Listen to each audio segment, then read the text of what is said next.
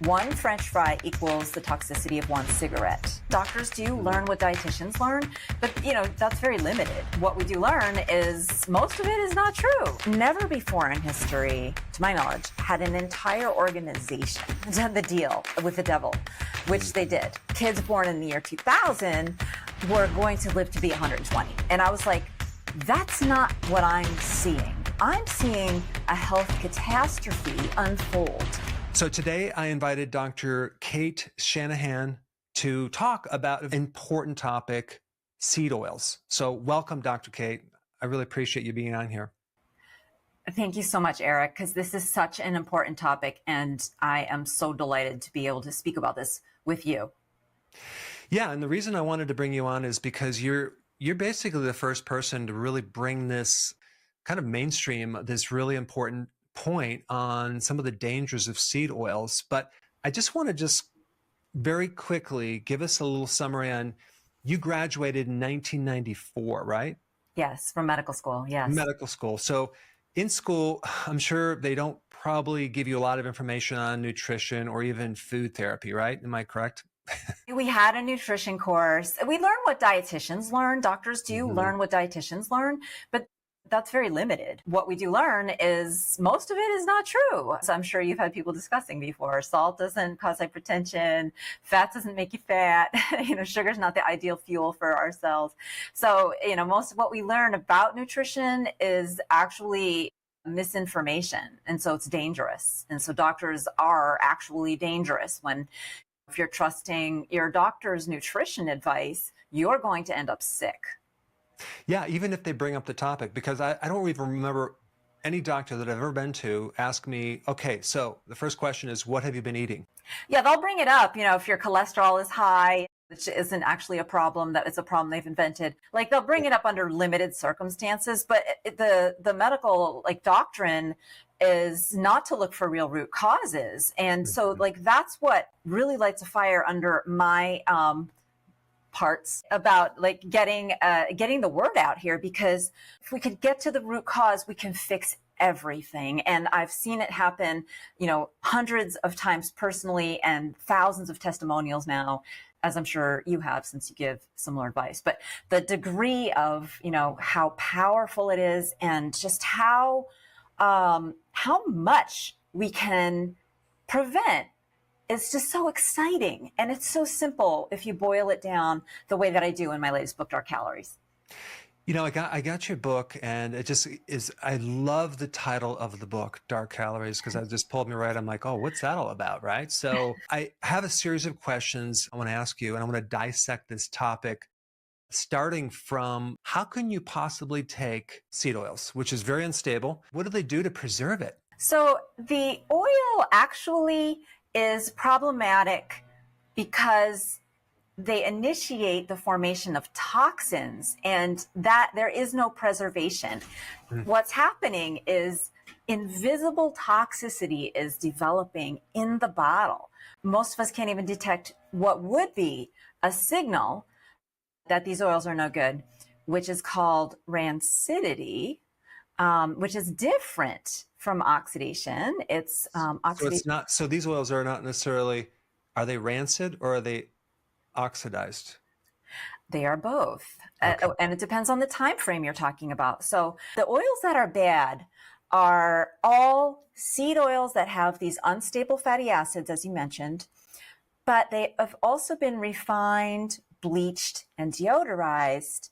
And all of the stabilizing factors that were in the seed that makes the seeds actually even nutritious in some cases, those are stripped away as part of the refining. The reason that there's no rancidity actually is part of the refining too. That's a necessary part of the refining.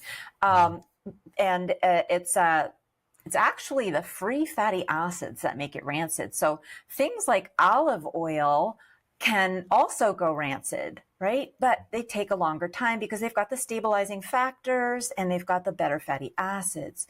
But it's just the problem with these oils is the lack of any nutritional value pretty much whatsoever. There's very few. In nature, you have these seeds that have protective factors. So we're removing all that stuff. And in the industrial process, What are some of the stages that you go through? You mentioned like bleaching and things, but what do they actually do to turn the seed into this oil? Well, the first thing they do is they create a crude oil using a lot of heat and pressure that extracts the oil.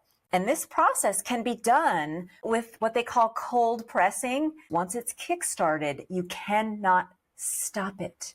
So these toxins will continue to develop and multiply and even change. Like some toxins that are there at day 2 after refining are gone by day 14. And then when you cook with them, you get more toxins. When you reheat it, you get more toxins. So by the time you've made the, say, a French fry, which is cooked in, regular French fry from a fast food joint, continuously heated for a few days or weeks, the average French fry contains as much as smoking a cigarette. One French fry equals the toxicity of one cigarette. What? Oh my gosh, that's crazy. So that's how they multiply. I mean, so this multiplication problem is real. Could we relate this to free radical exposure or not? Is this just a different type of toxicity? Free radicals are definitely involved. They're involved in the process of creating the toxins because oxidation and, free radicals are kind of slightly different, but very similar in that they destroy our cellular membranes. They destroy our cellular health, both of them, oxidation and free radicals. If you have oxidation, you're going to get free radicals.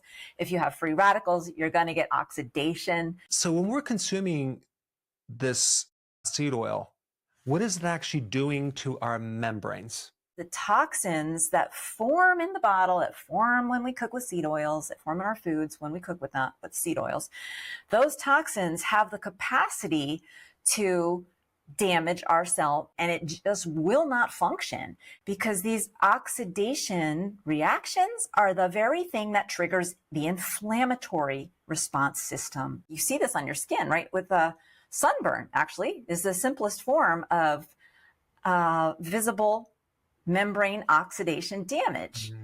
And it happens worse when you have a high seed oil diet because a little bit of toxicity, a little bit of oxidation reaction becomes unstoppable on a high seed oil diet because of how it affects us. There's so many other consequences that, I have to write separate chapters about each of these. It's just unbelievable. But the good news is that means it's the most powerful lever by which you can improve your health.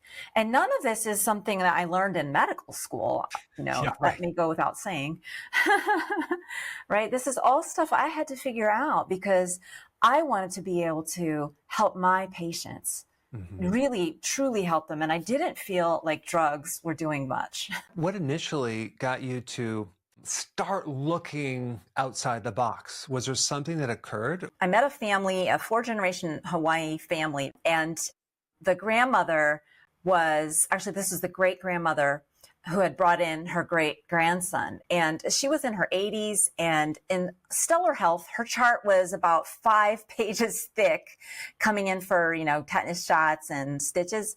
And her great-grandson was just 10, but he was on 3 daily medications, had thick bottleneck glasses, braces, lots of chronic allergies, chronic learning disorder problems. The dominant narrative was we had just spent the 20th century expanding our longevity. At the beginning, it was like 40 years. By the end, it was 77 on average. They were predicting that kids born in the year 2000 were going to live to be 120. And I was like, that's not what I'm seeing. I'm seeing a health catastrophe unfold right before my eyes. I'm a family practice doctor. So that's why I was caring for all these different generations. And I knew the family intimately. And I was like, I had just met the great-grandson. And that was the tipping point because I'm like, this is wrong. And I've got to get to the bottom of this. And I also had my own health problems, my own health challenges that had kind of just spurred me to start looking into nutrition as well. And so I felt like I needed to get to the truth because the narrative was saturated fat was the problem. And so I was like, okay, so what is doing this to us? Is it just the deprivation of nutrients? like Weston Price talked about, or is there something else going on? And two halves of my life came together because before I went to medical school, I was a biochemist. I went to Cornell for biochemistry to get a PhD in being able to modify bacteria to digest plastic. And as soon as I found out about like these oils that were everywhere and I hadn't been paying attention, I was like, this is so important. And I just dove into trying to figure out the connections. And really, there wasn't anything. I couldn't just read something that existed. I had to use the understanding of biochemistry that I had gained before going to medical school, and then kind of push that into what I learned about medicine to create basically a whole new way of thinking about the root cause of disease. And that's what I've been writing about for like 14, 15 years now. Wow. You know, on top of this heart healthy seed oils, so you're thinking, oh yeah, it's fine. You know, that's just been ingrained in our minds. How can they claim that? The doctors don't know that the data that supports that claim was bought and sold by Procter & Gamble, who funded the American Heart Association, the entire organization. There have been doctors who, like individual doctors throughout history, who were willing to, you know, take money and say whatever, say cigarettes are healthy. You know, that happened repeatedly. But never before in history, to my knowledge, had an entire organization done the deal with the devil, which they did. The person who stepped up to basically defend seed oils is Ansel Keys. And Ansel Keys had this big idea that saturated fat clogged our arteries, but polyunsaturates being liquid wouldn't.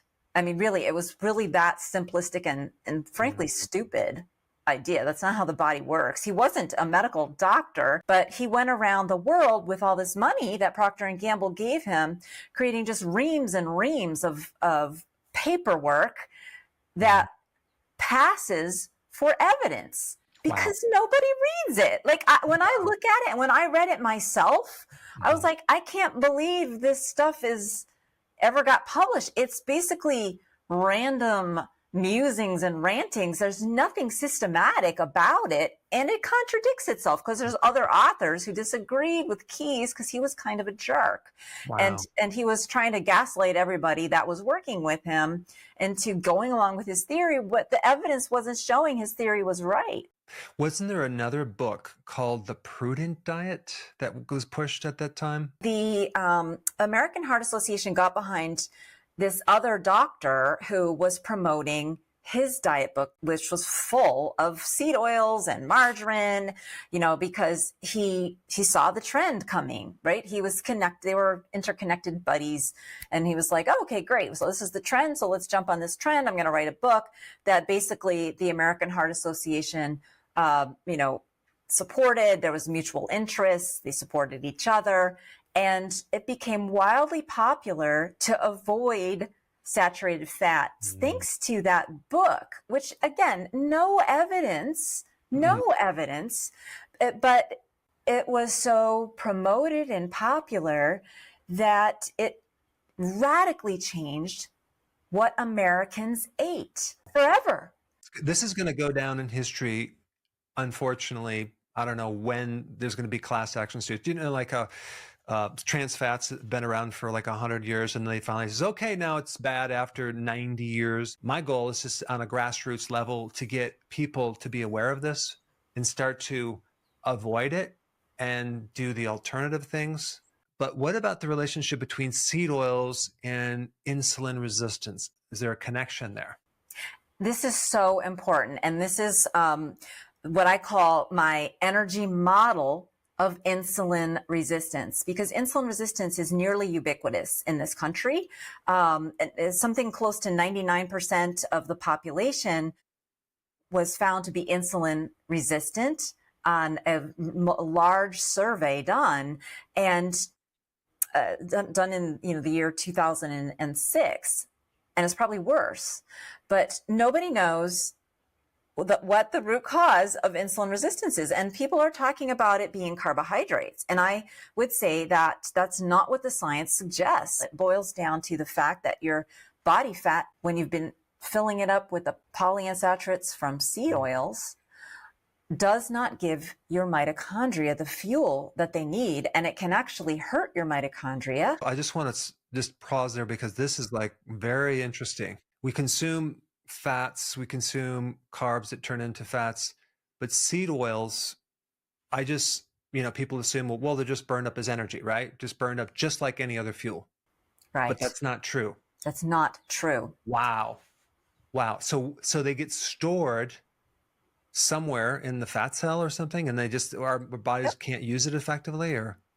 They get stored in the fat cells. That's exactly right. Wow. And they because of the amount that the average person is eating now, where 80% of their fat calories are coming from seed oils. What percentage? 80% of our fat calories are coming from seed oils. Now, it's not all polyunsaturates. It doesn't mean our body fat has that many polyunsaturates, but it has way more, right? It has normally, historically, somewhere around 5%, maybe less. Some people say more, but somewhere around 5% historically. And now people have something like 20, 30, 40%. We've changed the chemistry of the largest organ in our body, our adipose fat tissue. And it's making us crave foods that will raise our sugar because that's an alternative fuel, right? So just our cells are like, well, fat's not working for us. They don't know from polyunsaturated or whatever, but they do know another fuel is glucose, always in our bloodstream.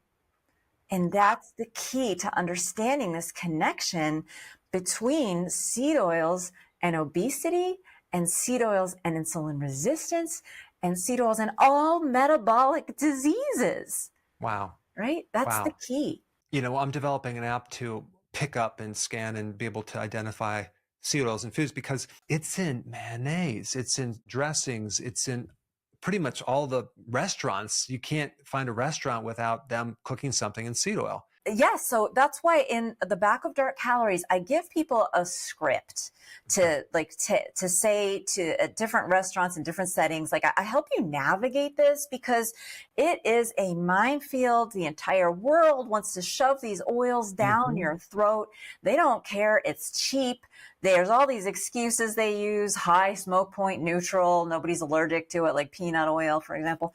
And, so it's everywhere. And, you have to have your defenses ready. So that's what the last third of the book, Dark Calories, does, is it gives you the defenses you need to protect your health and your family's health, your children's health, everybody you care about. If a person is trying to figure out what to replace it with, can you give us some ideas on what are some safe oils that we could cook with? Yeah, so I have my favorite 5, but I list a delightful dozen in the book. So my favorite 5 are olive oil, butter, coconut oil, peanut oil, and sesame oil. There's so many choices, and these things are delicious, right? It makes your food taste better. Because the other thing about these deodorized oils and being refined is they have no flavor agents in them. And what they do, since they're so slippery and wiggly, these polyunsaturates that are flexible, breakable molecules, they totally coat your taste buds. So they actually kind of can make it harder for you to taste other things. Wow. I didn't know that. If someone stops consuming seed oils, how long does it take to get it out of your fat cell or your body? Is it possible over time? It is absolutely possible. And it takes a while because we're talking about, exchanging pounds of molecules, right? So the estimates are somewhere around a year and a half. A lot of people do focus on, oh my God, I don't want these things in my body. And I have to wait a year and a half. That makes people feel panicky and, they want to try all kinds of unproven detox methods and stuff like that. You don't need to, because you are going to be able to help your mitochondria to improve your energy and all the good things, reverse insulin resistance. Starting from day one, you start to improve your mitochondrial function because the foods that I recommend in Dark Calories give your mitochondria energy. They help you get energy. And the other thing that they do is they help support your body's antioxidant system, which is so important, so that your mitochondria aren't quite so susceptible to, shutting down from burning a little bit of PUFA, a little bit of the polyunsaturated fatty acids, right? And so we really need to eat a diet that helps our body create our own antioxidant enzymes from scratch. It's enzymes that we need, which are biological machines made out of protein, and they use vitamins, they use minerals to do their machine work of capturing the free radicals and literally catching the bad oxygen molecules. They break these free radical chain reactions. They block the oxidation, but it's enzymes that we need, and they come from protein. And a lot of women, especially menopausal women, I've found don't get anywhere near enough protein in their diet. Right. That's really important. So what I'm going to do is I'm going to put your link in the description, and I highly recommend everyone read that book because it's called Dark Calories. Amazing. You won't be able to put it down. It's just filled with gold information that wish we would have got like 30 years ago when I started getting interested in nutrition. So I just appreciate you spending the time giving us this data, and I'll have to have you back on real soon. But I would love thank you to. so much. I appreciate your expertise. Thank you. Absolutely.